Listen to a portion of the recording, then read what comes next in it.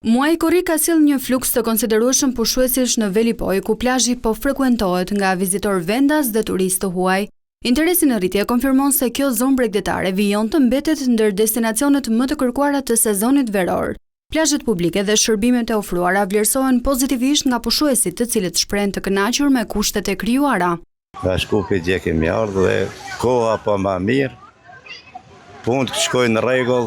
As në Evropë më bukur nuk ka. Është pak më lirë. Shumë sigurisht më e mirë, se zakonisht kena shkuar se një gjën më herë. Një nga investimet më të rëndësishme të këtij sezoni është vendosja e rampës që mundson personave me aftësi të kufizuara të kenë akses të drejtpërdrejt në det.